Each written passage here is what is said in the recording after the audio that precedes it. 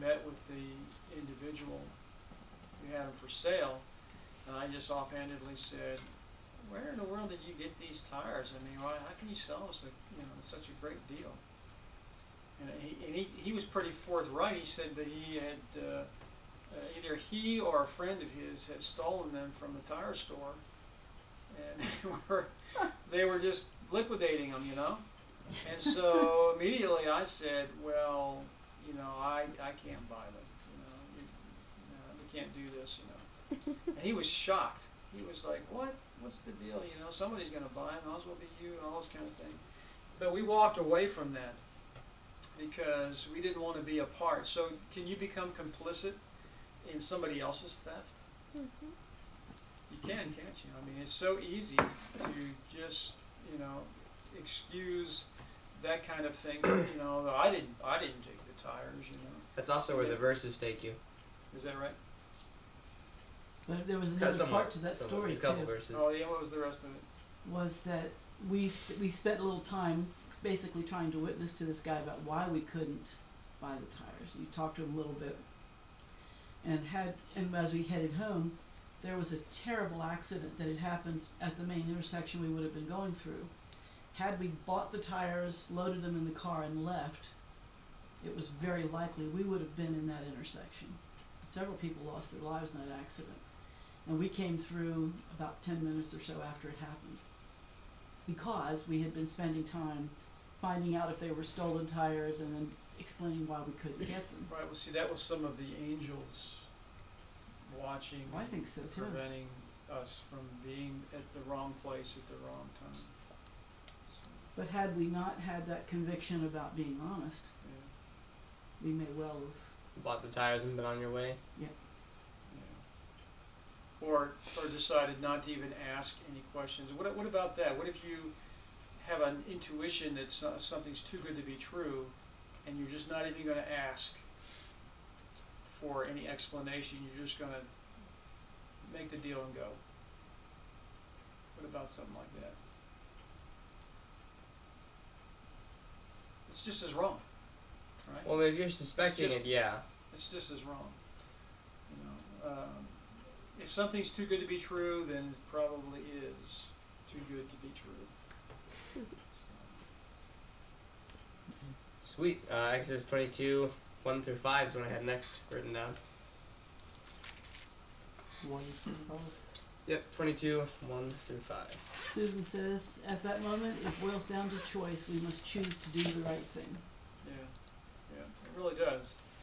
And in thinking about that, a lot of times we can be caught off guard if we don't kind of pre-program our thinking for the day. And how do you program your thinking for the day? Pre-program your thinking for the day. How would that happen? Prayer and study? Kind of like a dedication? Yeah, really, prayer. Like a regular dedication? Sure, yeah. I think David said in the Psalms that the law was his meditation every day. Right. Most of the time. Yes. Not in the evenings. Not in the evenings, or when he was on a balcony. Right. Really say ignorance is not a plea. There you go. That's exactly right. And they said we are firm believers that delays are often ordained for that very reason you just gave. How about that? Okay, if a man steals an ox or a sheep, slaughters it, or sells it, he shall restore 5 oxen for an ox and 4 sheep for a sheep. If the thief is found breaking in, and he is struck so that he dies, there shall be no guilt for his bloodshed. If the sun has risen on him, there shall be guilt for his bloodshed. He shall make full restitution. If he has nothing, then he shall be sold for his theft. Wow.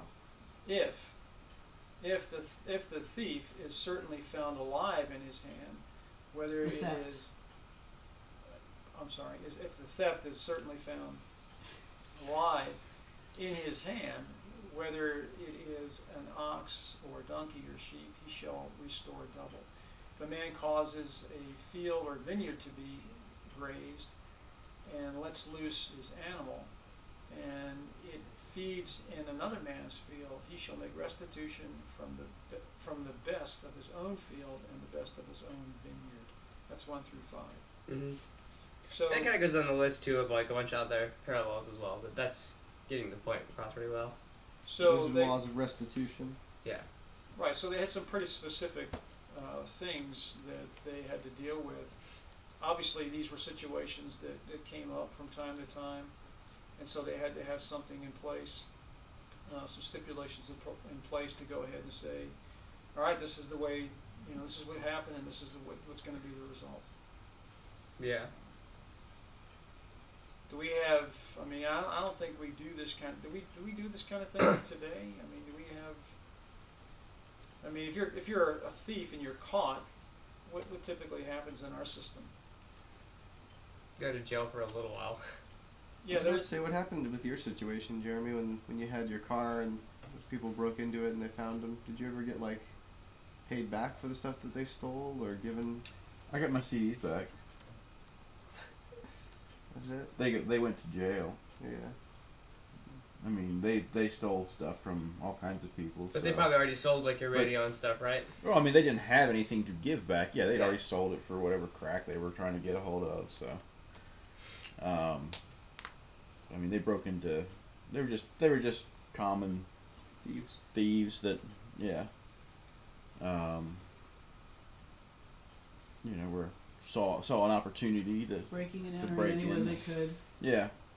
I mean, they broke into houses. They broke into, like, my car that was down there at the road, Mm-hmm.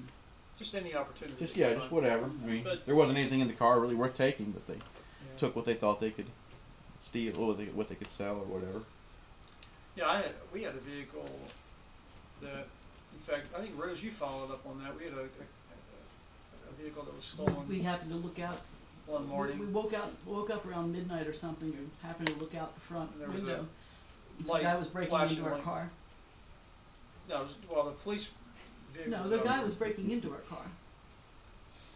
He was trying to. He Camaro? was trying to break into it, and he was going from one car to another. Apparently, he was breaking in wherever he could. Well, what happened is somebody apparently called the police.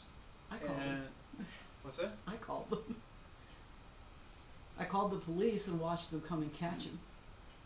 But then I had to go to court, and in court he tried Where to was tell I? the judge that the reason he was breaking into our car was because someone had told him that the radio in that car was stolen, and if he stole it, we couldn't report it as stolen. And yet, but the thing of it When you was, talk they, about was a his dumb defense? excuse. they were trying to. They were trying I to was steal trying the to car, steal though. stolen goods. That's not a crime. trying to give it back, I swear. Two wrongs make a right. Well, the thing of it was, No, but 3 rights make a left. when I opened the door, maybe this is a different issue because when I remember was the Camaro was parked across the street, right? And I just put a brand new chrome air cleaner on the thing, right? And we were The awakened. car was a thief magnet. We were awakened from Yeah. a knock on the door, and when I was looking out the window, I could see the lights flashing from Yeah, the police car. that was when a bunch of kids had broken into it. Okay, that was a different one. Yeah. Okay. The reason Yeah, we knew I- the kids had broken into it, they tried to move it down the road or something. Yeah, they took a screwdriver or something and tried to start it with a screwdriver, and they couldn't, so they ended up pushing it down the road a little bit, and I guess they busted the ignition to get it out of gear, to get out of gear, and then because it was automatic, and then they pushed it down the road, and they flipped, and they got under there, and they took my air cleaner. Right?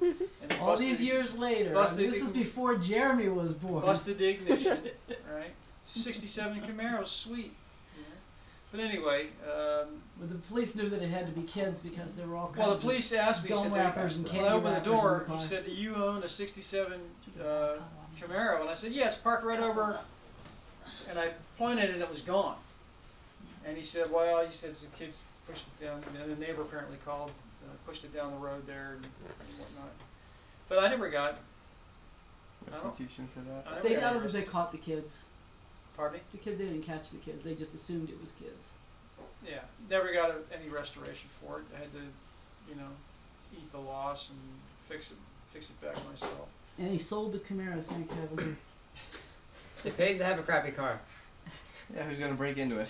Yeah. Car full of junk. All right. Well, that's a lesson. That's a lesson for people to learn.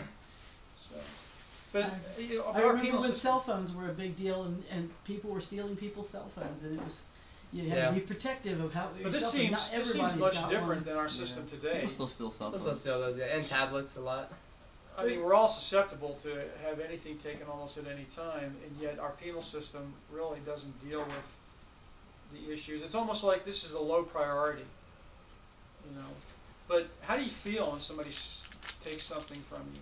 Violated, You feel very violated when somebody takes something. angry. Yeah. Angry, violated. Yeah. But I mean, You just think, man, if I'd got a hold of them first. but our system, our Wait legal till I system find here out who doesn't did seem this. to even really want to deal. I mean, I guess there's so much of it going on all the time. You just don't deal with the idea of, well, you need to restore, you know. Okay, you took the air cleaner, you need to give them 5 air cleaners back, you know, or that kind of thing. I thought it was kind of You interesting. broke into his that if Camaro, the you gotta thief- give him 5 Camaros.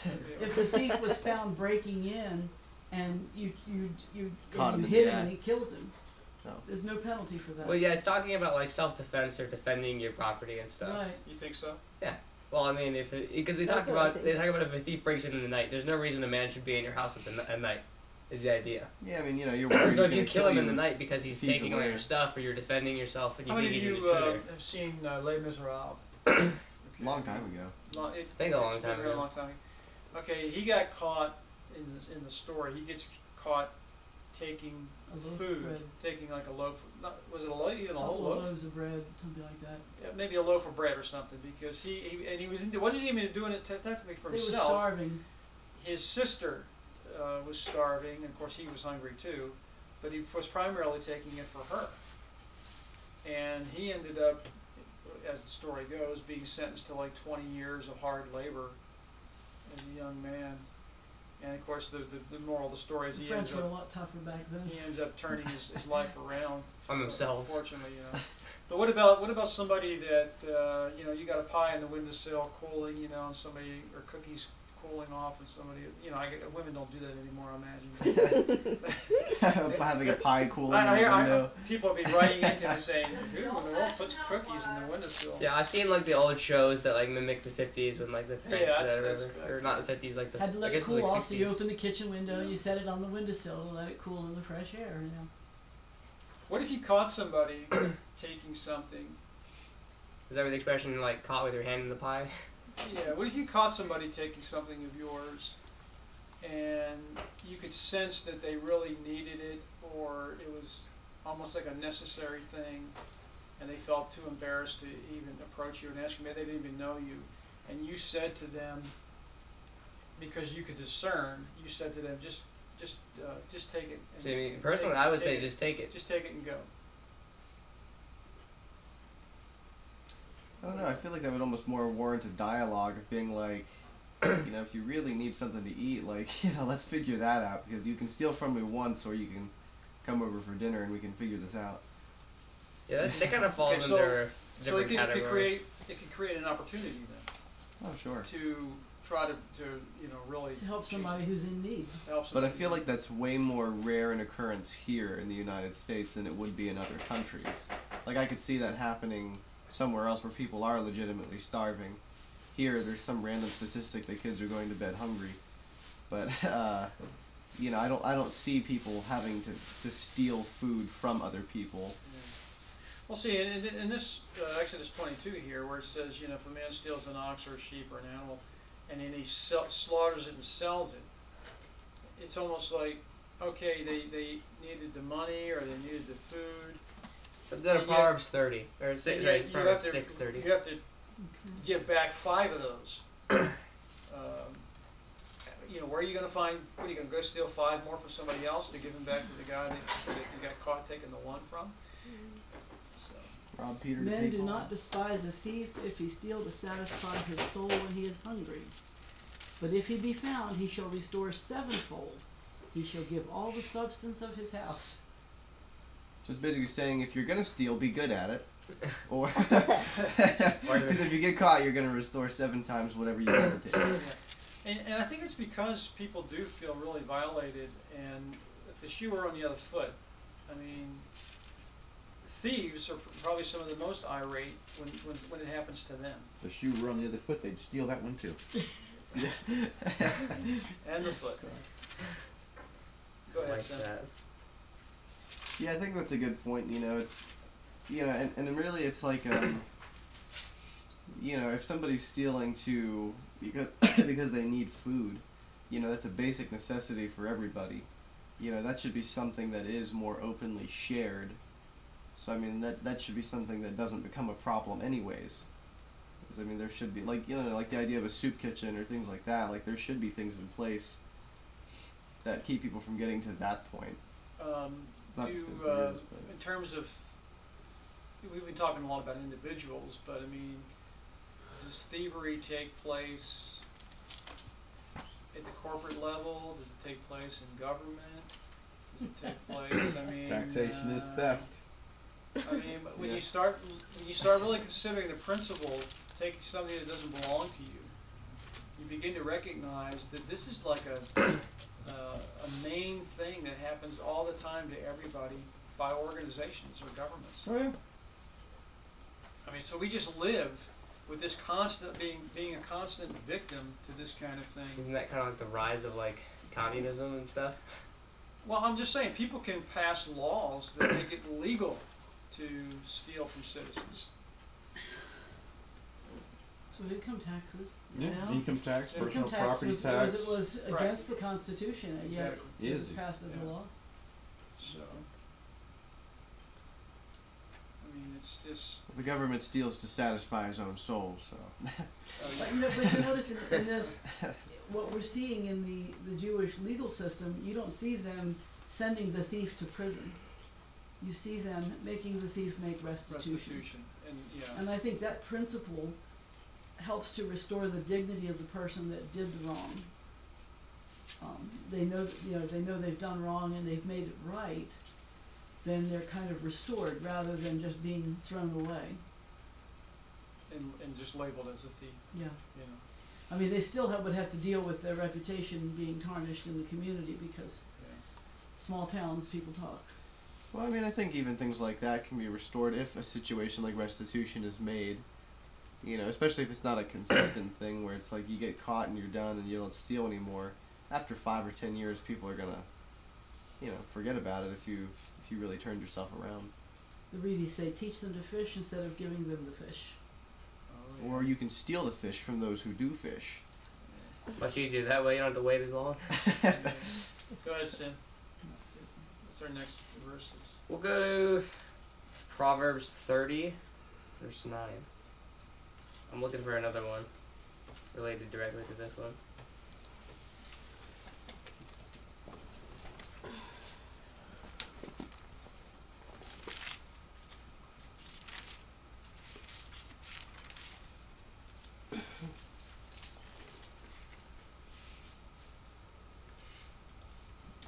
Proverbs 30, verse 9 Mm-hmm. says, "Lest I be full and deny thee, and say, Who is the Lord? Or lest I be poor and steal, and take the name of my God in vain."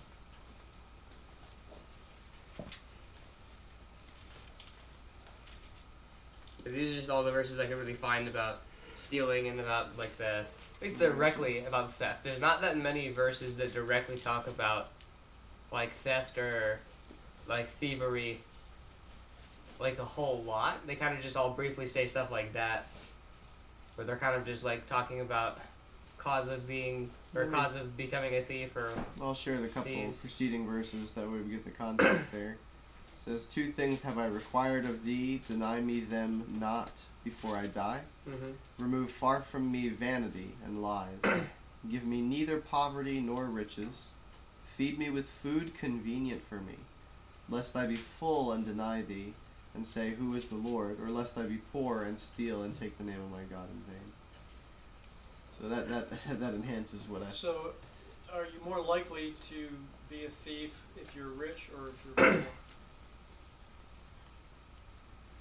I think technically you're more likely if you're poor, but I think the rich, because of their greed, are also. In some somewhat cases, just that's as why apt. the rich are rich, is because of theft.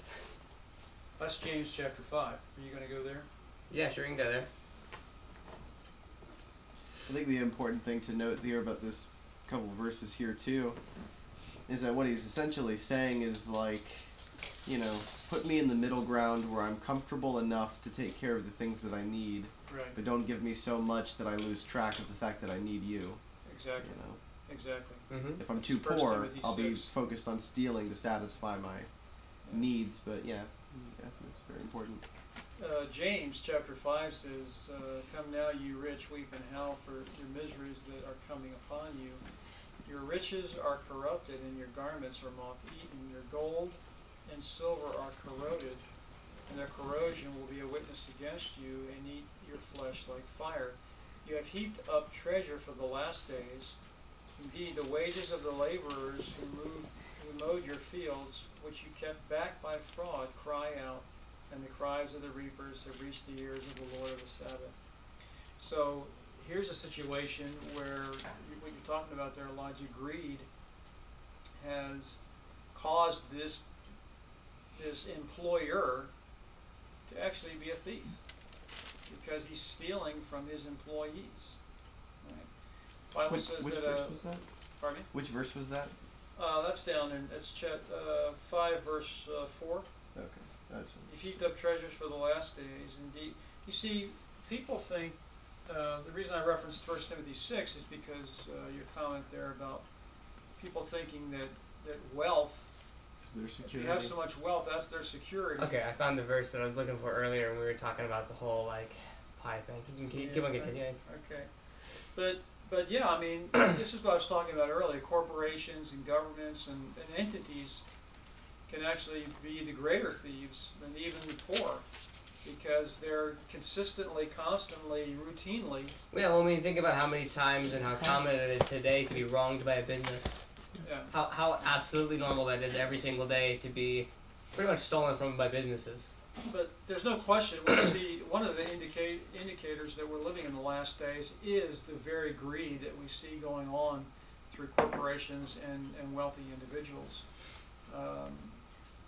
They want the control and the power that comes with riches. And of course, one of the things that has given them these riches is that they have defrauded their employees by not giving them due compensation for their labors. The Bible says the laborer is worthy of his hire. And unfortunately, if you're the guy that's in control, you set the wage primarily. Even though we have a minimum wage in our country today, it's pretty low. I think. Somebody getting minimum wage could not actually live to support a family. But minimum wage is not designed to accomplish that. So, at any rate, a lot of this does go on, unfortunately, and it's thievery. It's legal stealing, is what it is. Go ahead, Sim. Well, so Ephesians chapter 4, verse 27 to 28.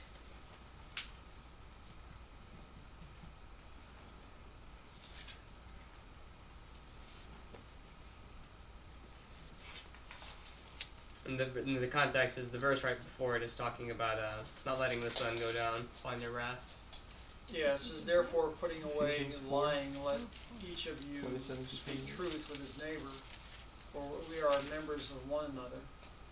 Mm-hmm. Be angry and do not sin. Do not let the sun go down on your wrath. 27, 28 is the ones I was Nor trying to give place to the devil. Let him who stole steal no longer, but rather let him labor, working with his hands, what is good, that he may have something to give him who has need.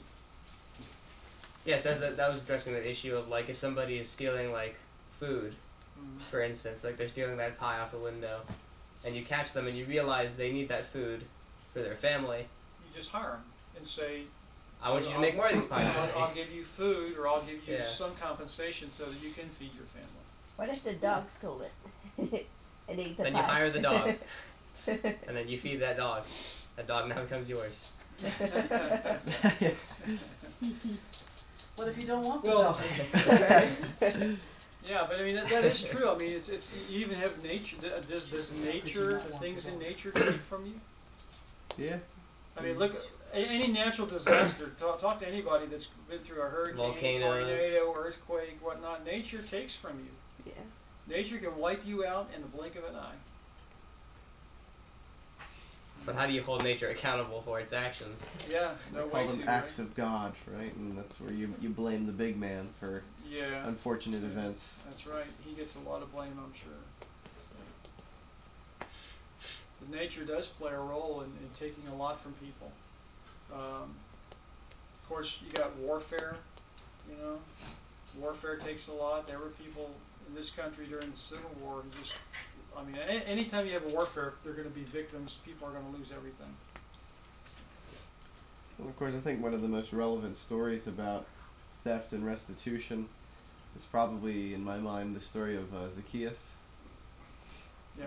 who, after the weight of his conviction, decides to give back to the people according to the law. Was it sevenfold for some, or just for everybody, or what was it? No, I think in his case it was fourfold. Fourfold. Yeah. Yeah, I know he gave back quite a sum. So Yeah. it's like if he had unjustly taken from people, he was like, let me restore to you. Well, like you said, his heart was really touched by. I mean, he was doing the same thing that was pretty routine with every tax collector back Skimming off the top. Yeah, enriching himself at the expense of many other people. Such a typical scheme today, right? And his heart was touched, and that goes to show you the power of the Holy Spirit, the power of God to I mean, to all of a sudden you place yourself in somebody else's circumstance, and you understand the hardship that you have created for them and their families, and you go back to that and say, I'm sorry, I apologize, forgive me, here's twice what I charged you, here's 4 times what I charged you to help, ease the pain that you suffered, kind of thing. Susan has posted here, wage and price controls don't accomplish anything. Those are counterproductive. And in the world you will have tribulation, but be of good cheer, for I have overcome the world. Well, I know sometimes it's very frustrating when you have to end up paying, ridiculous charges for things, and Hospitals. Don't get it started on that. Don't get me started. Gas prices. Yeah, but I'm just saying. The Good Samaritan wouldn't have been good if he was going to have to what pay that Susan's- much for the emergency What Susan bill. really is bringing out there Yeah, it's is like that, $400 for an ambulance ride. I mean, God knows that we have to put up with all this Yeah. nonsense, right? Yeah. I mean, we don't live in a perfect world, a perfect society. People are constantly wanting to take things from us, whether it's the government or your neighbor or somebody else that you don't know. Life isn't fair. Whether it's nature, you're constantly being assaulted where people want what you have. And I think our attitude needs to be, we need to trust God. God knows what we need. And we need to just trust Him to provide. That's what the bottom line is with That's all the of bottom this. Yeah, so that kind of comes back to in a way, the passage in Malachi, Malachi 3:8, which says, will a man rob God? Yet ye have robbed me, but ye say, wherein have we robbed thee? In tithes and offerings. Ye are cursed with a curse, for ye have robbed me, even this whole nation. And then goes on to explain the tithing process. Right. But it's another interesting concept, is that you can rob God.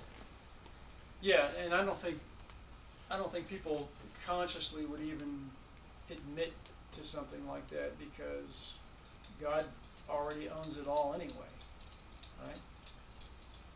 How can you take something from somebody that he already owns it all? I mean, even if you hold it back, he still really is the owner of it. Because technically, every breath that you take, every nerve impulse, every function, every heartbeat, everything is a gift from Him. So I mean, the whole tithing thing is really trying to teach a lesson of trust. God doesn't And- need. Yeah, I'll say it in a time. Yeah, God doesn't need our money. He doesn't need. I mean, it's that not means like nothing to him. he's not. Yeah, it's nothing to him. He's not a taskmaster up there. He's not trying to get wealthy. He doesn't need anything from us. It's just a sign that we trust him. Yeah, well, and then the rest of it says, "Bring all the tithes into the storehouse, that there may be meat in mine house. And prove me now herewith, saith the Lord of hosts, if I will not open you the windows of heaven and pour you out a blessing, that there shall be that there shall not be room enough to receive it." Yeah. So there's the trust factor there. It goes on to say, I will rebuke the devourer for your sakes." Right. I mean, that's a very interesting concept Right. in of itself. You know, the blessings associated with tithing. Yeah, I mean, like, what about, like, televangelists who feed off of the idea of tithing to get money from people Right. using, but pretty much, I think, I guess it's a form of, like, blasphemy, right? Using God's image to get money for yourself. Well, again, does that fall into the category of stealing? You know, if you are constantly appealing to people, And they're giving you their money. to send their money, send your money in and various things. But one of the problems I have with charities, and this is where charities, I have a huge problem with charities, too. a lot of times, in fact, they've done studies on all these charities that are out there, and it's something like 3 cents out of a dollar actually goes to the charity. cause that they're promoting. But you think about, like, how a lot of charities... So it's very, very low. It's something Yeah. like 3 to 4%. Well, you even think about the charities, how they use words just to deceive people. Right. So where does the money go? You send $10, and 30 cents actually goes to the cause. Where does the rest of the money go? I guess to the people running It the show. goes for them to administrate it. Yeah. They have Advertising they have costs. the chairman or the president of the organization. They got to have a big salary, and then the vice presidents have to have big salaries, and then they have offices. They have to, So when people send money to charities, sad to say, Send it to a nonprofit. very, very little of what they send That's the in definition of a charity. actually goes to the thing they're trying to Goodwill collect is a for. nonprofit. Yeah. Most of it gets eaten up in administrative cost. And so I have a real problem with these people that run these organizations, and the presidents and the chairman are making hundreds of thousands, millions of dollars a year in salary and I benefits. was about to say, though, despite their misdirection, so I would almost say they're more or less lying more so than almost more No, so I than mean, stealing. not even Huh? lying necessarily, because what they'll tell you is that they're raising awareness for cancer. Because that's the biggest thing I've always heard with charities. Don't know about cancer. Is they're Don't raising get me awareness started of on the different raising illnesses. Aware of awareness this. stuff. Yeah. Condition. And they're not saying we're trying to find the cure. They're saying we're trying to make people know cancer. How about these false flags that happen all the time, and they set up these GoFundMe accounts, and millions of dollars are contributed to these That happens a lot inside games too. Like people are making to these games. areas that these false shootings and false things that happen, and people, it touches the pulls at your heartstrings, when especially if children are involved, so children supposedly get killed or hurt or whatever, they're And gonna there's a lot of money going towards these a lot parents. of money to go Help toward ease their these kind pain. of things, ease their pain, with yeah. all this money, and as if that could do anything. and a lot of it's just a scam. A lot of it's just schemes and scams. I mean, it's just almost it's just like we'll set up a legal way to steal money. Yeah. I mean, that's just the carnal heart at work, plain and simple. Take something from somebody else and make them feel good about it. Make them feel good as they've done something, in taking their money, right? Well, I've only got like 2 more verses. Go ahead. Okay, let's do 2 more verses. So we'll go to Romans 13, verse 9. And then the other one is 1 Peter 4:15. I'll take that one. 1 Peter 4:15. And then Romans 13:9.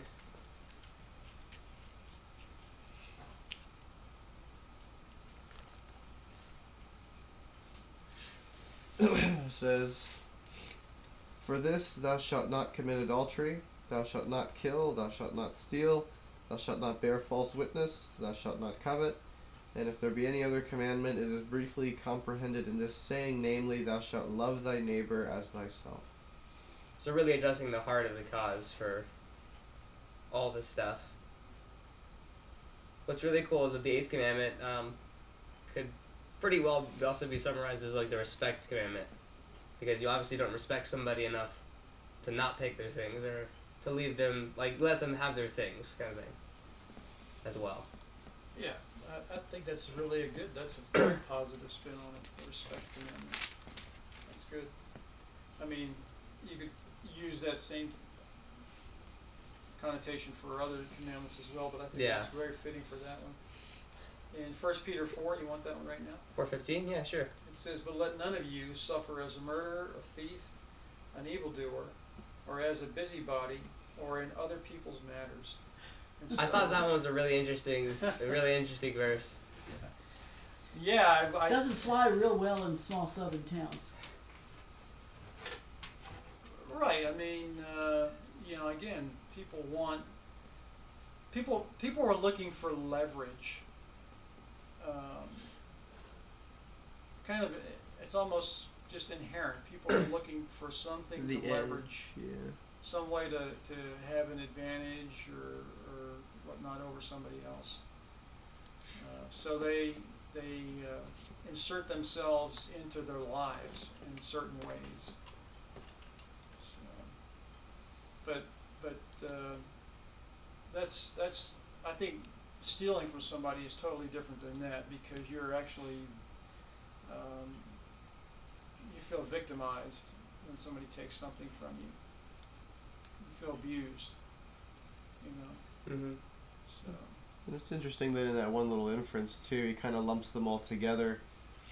He's saying, because you can suffer as a result of any one of those things, being a murderer and being convicted, being a thief, etc. An evildoer, a busybody, it's essentially the same as a gossiper. So it's just kind of funny that it lumps them all together in this category of like, you could suffer for any number of these reasons, but instead of doing that, why not suffer for the cause of Christ instead? Yeah.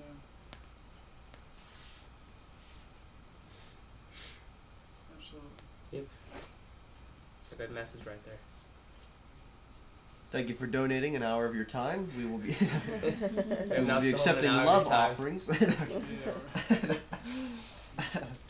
Yeah, it's always better to give than to receive. To raise right? awareness for our home church. It's always better to give than receive, and that's been what I've loved about our group here. We just want to give and let the Lord take care of any of the we don't have a lot of needs here, but we do like to reach out and use the resources that we have to bless others as well. Awesome. Well, I guess that's where it ends. Thank you guys for hanging out for an hour and listening to our study. Next week we won't be here, Rose and I, but you guys will be running solo. We will probably be online with you. Yeah, you'll be running solo. So and you go to the next commandment, I guess. Yep, number 9. Bearing false witness, I believe. And if Mom is not going to be here, I don't know if somebody else will read some of the story, but probably not, right? You could probably do something else if you want for an opening. Sure. Next We week. will do a dance and show. The High Holy Sabbath. I mean, the way our discussions go, you could easily just take the whole hour and do the study. Yeah, I mean, we did go like 15 minutes over already. Right. Yeah. So we could- This is a lot longer than of time than I thought we could spend talking about stealing. Just because I was like, as much as it's not like it's not a bigger that it's, topic than it seems like it would be. well, even still, it's not huge. It's still like because I mean, it doesn't need that much explanation. Stealing is bad because of these reasons. If you steal, this is what happens, and Well, I think it is pretty huge because you really hit the nail on the head when you said it's really a commandment about respect. well, yeah, And respect is huge. respect is huge. But I mean, like, that's the message you should get out of it. I think at some point it'd be neat to, after we're done this, to go through and rewrite the 10 Commandments in a positive framework. Instead of you shall instead of not, thou you shalt shall. not, let's look at it and see how we would translate that into a positive principle. We could. Could be interesting. I mean, the 10 Commandments are already referred to as the 10 Love Commandments. pretty common thing If to. I'm not Set you mistaken, free. there were Jewish theologians who said that it wasn't 10 commandments with all of these words, that it was 10 words. 10 words, right? Yeah, And those 10 words got translated into all of the words that we have right now. the Ten Commandments. But that's 10 principles of life. 10 Yeah. principles. So they're more like guidelines. I mean, the whole basis of how you live with other people and with God. That's the whole entire point of the Ten Commandments, is teaching you how to be a person. It shows respect. Hey, you're up. Sure. Alright. Start prayer and into some food. Father, we thank you so much for the Sabbath and for helping Simeon to lead this study. We also thank you for the understandings that you've given us on the law and the insights. Lord, it's awesome to understand with more clarity these things and for us to know how we might better please you and honor you in these different ways. So for those little things in our lives that we all have that hold us back from you and from being compliant with your law, help us to walk according to the Spirit and to repent of those things and to be obedient to you and to your law. And Lord, to respect our brothers and sisters and to respect you in the same way. And Father, we ask that as we enjoy time together as well, that you would bless the food and help to empower us to accomplish your will and be with those that we are praying for and with our online audience, and protect our parents as they travel to Florida next week. This is our prayer in the name of your Son. Amen. We had one comment made here that said the excellent point Simeon made was the connection this commandment has to all the others, especially where taking is concerned. Nice. Yeah, don't be a thief. Yep. You can rob God, you can rob your fellow man, you can rob yourself. It's a whole. So next week, same time, same station. Yep. Nice to have you with us, joining us, dropping in to say howdy. Howdy, hey. Hey, howdy. We will. That's hello to you in Canada. Yeah. We'll see you next time, same place, hopefully. So have a great week, everyone.